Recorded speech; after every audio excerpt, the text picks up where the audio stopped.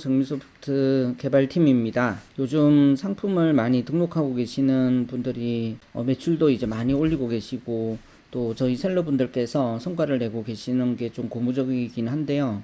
저희는 이제 소프트웨어 회사다 보니까 계속해서 퍼포먼스를 계속 생각할 수밖에 없는 것 같습니다. 그 상품 수를 많이 올렸을 때 가장 이상적인 것은 매출이 많이 나는 거거든요. 고객사분들은 아무래도 이제 대량 등록 솔루션을 갖고 계시고 1시간에 1000개 정도는 쉽게 올릴 수가 있고 또 여러 쇼핑몰에서 상품을 가져올 수 있기 때문에 상품 수에 대한 걱정은 별로 없으신 것 같습니다. 상품을 자동으로 많이 올렸을 때 매출로 잘 연결이 될 것인가, 그 매출이라는 이제 결과가 나와야 되는데요. 3,000건에서 1만 건 정도 상품을 등록하셔가지고 매출을 잘 내고 계시는 분들도 계신 것 같아요.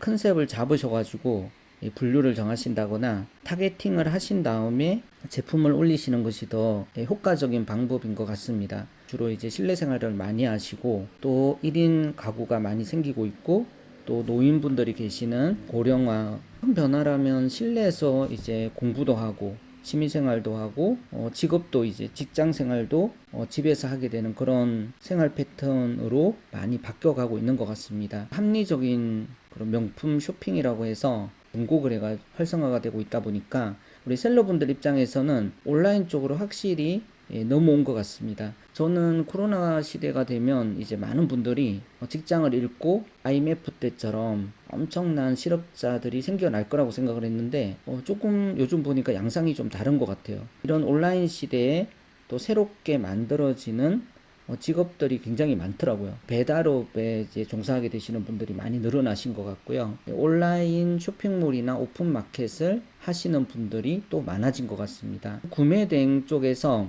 자동 솔루션을 가지고 상품을 등록해가는 방법이 과연 경쟁력 있는 창업인가, 부업인가, 그리고 이제 미래성이 있는가, 이런 것도 많이 생각을 해보셔야 되시겠지만, 일단 당장 급한 거는 상품 수를 실제로 올렸을 때 짧은 기간에 많은 매출, 그것도 단기적인 매출이 아니라 장기적인 매출이 계속 날 수 있는가. 물론 단기적인 매출이 나더라도 한 번에 몇 억씩 이렇게 볼 수 있으면 굳이 장기적으로 갈 필요는 없는 거죠.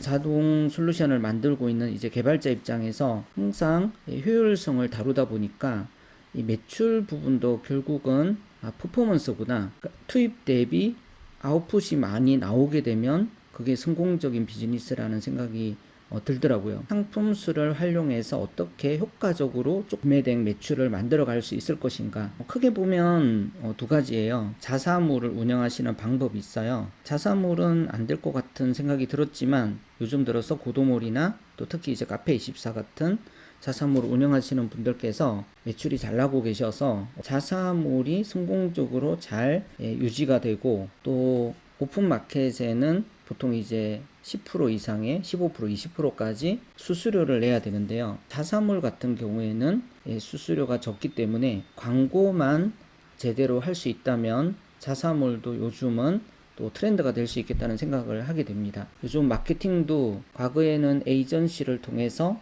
또 아니면 검색어 광고라든가 돈을 쓰는 그런 마케팅 방법이 이제 주류였지만 퍼포먼스 마케팅이 주류가 되고 있는 것 같습니다. 퍼포먼스 마케팅이라는 것은 효율성을 다루는 그런 분야인 것 같아요. 그래서 바로 수치로 증명될 수 있는 마케팅을 한다는 거죠. 어느 곳에 어느 정도의 비용을 투자했을 때 실제 매출로 연결되는가 하는 것을 데이터 분석 도구도 잘 나오고요. 그리고 데이터를 활용해서 많은 돈을 벌 수 있는 기회들이 있기 때문에 디지털 마케팅을 잘 접목시키면 자사몰을 운영하시면서도 상당한 매출을 거둘 수 있는 그런 방법이 있는 것 같습니다. 그래서 많이 나와 있죠. 아이템 스카우트라든가 이런 것도 있고 네이버가 구글보다 확실히 약하긴 한데 데이터 랩이라든가 또 쇼핑 인사이트라든가 구글에 있는 그 쇼핑몰 자체가 또 아니면 아마존이나 타오바오 몰 자체가 하나의 데이터의